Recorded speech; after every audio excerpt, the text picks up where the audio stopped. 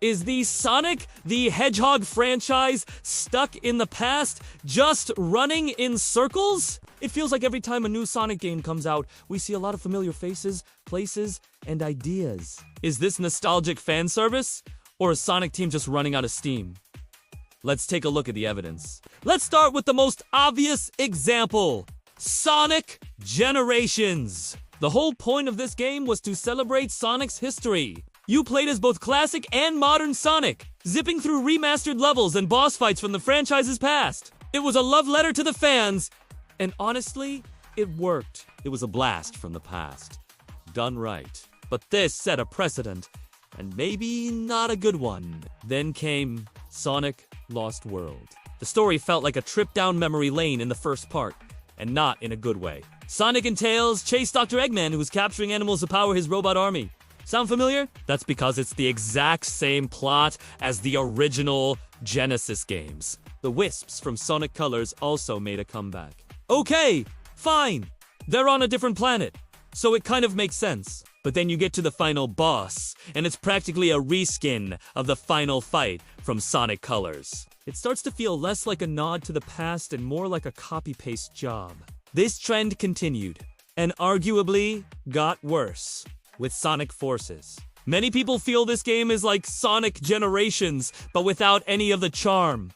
Classic Sonic is back, but why? His controls feel clunky, the physics are off, and the level design is just bland. He doesn't have the speed or momentum that made his original game so great. Story-wise, he feels completely pointless, just a throwaway plot device to bring in the Phantom Ruby. His inclusion feels forced, like a marketing decision, rather than a creative one. And guess who else is back? The Wisps. They're now in the form of Wispon. But hold on, didn't they go back to their home planet in Sonic Colors? The game doesn't bother to explain their return. They're just here. And their gameplay impact is questionable.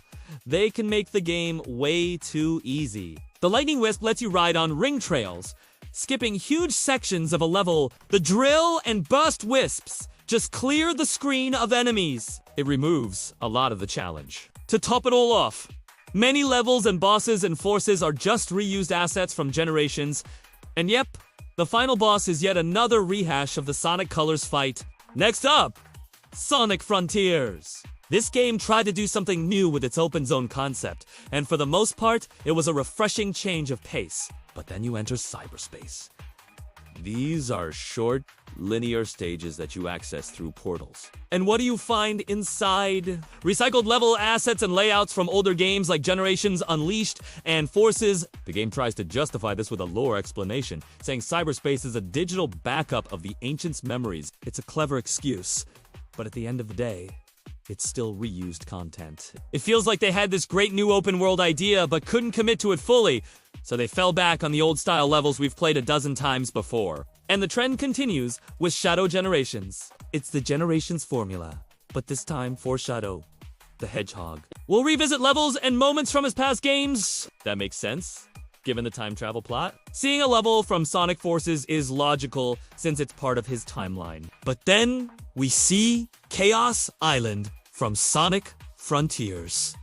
Why is that here? Shadow had zero involvement in the plot of Frontiers. He wasn't on the Starfall Islands. This feels like a clear-cut case of asset reuse, grabbing a cool-looking environment from a recent game just to fill out the level roster, whether it makes sense for the character or not. So, what's the verdict? From Generations to Forces to Frontiers and now Shadow Generations, there's a clear pattern of reusing levels, enemies, bosses, and even entire plot points. While nostalgia can be powerful, and games like Generations used it effectively, it feels like the series has become overly dependent on its own history.